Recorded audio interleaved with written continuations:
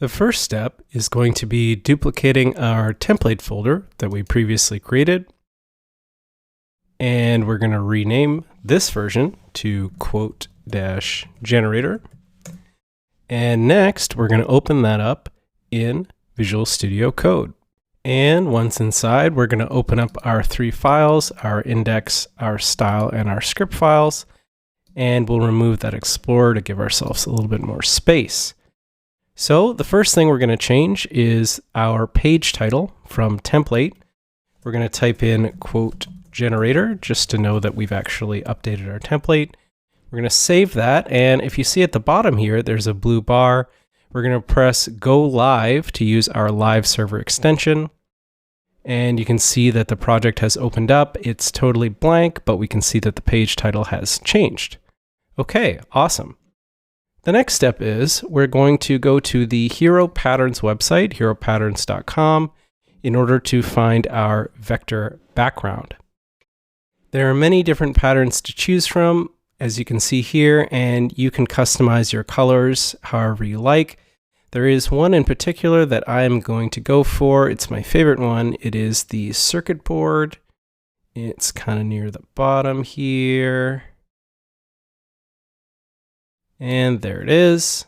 So we're going to click on this and we're going to change the foreground color to be black and the background color to be white. And then we're also going to bring down the opacity quite a bit. You can see as I do that it actually changes this number here. And we're going to bring it down to 0.08. Okay, that's perfect. And then we're going to copy this. And we're done with this page for now. We can go back into the editor and into our style CSS. And we're going to start styling our body here. So the first thing we're going to do is we're going to eliminate the margins. So we're going to do margin 0. Normally there's a 10 pixel margin all the way around the body, but we want our background to extend all the way out. We're also going to give a min height of 100 VH, viewport height. Okay, and now we can paste in our hero pattern here. We can see that the SVG is one giant line. We don't need to worry about that though. We'll just leave it as it is, and we'll just tab that over. Okay, now we're going to save it and go over and check it out. Okay, that looks great. We have our circuit board pattern on our full screen background. Awesome.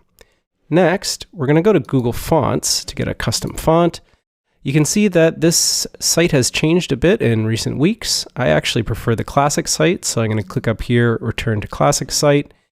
And I already know the font that I want, but of course you can go through, there's many fonts to choose from. I'm going to go with this very popular font here, Montserrat. And we're going to click the add button here. And we're going to go to embed and we're going to import it. So we're going to add this in our CSS and we're just going to copy that. And we're done with that page now. Back in Visual Studio Code, we're going to add this import for the font at the top here.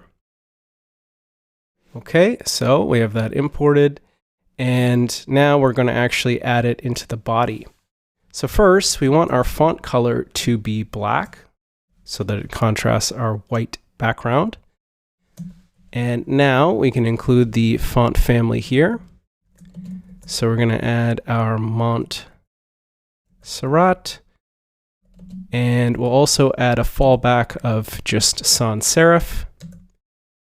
We want a font weight 700, which is a bold font. We want all of our font probably throughout to just be centered, just to make everything look nice and clean. And we're also going to use display flex to align everything in the center, both vertically, which is align items, and horizontally, which is justify content.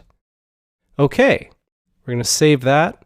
And that's pretty much it for this first video. In the next one, we're going to start actually creating the UI for our project, where our quotes and buttons will live. And we'll make sure that our Font Awesome and Google Fonts are both working correctly. All right, I'll see you in the next one. Bye for now.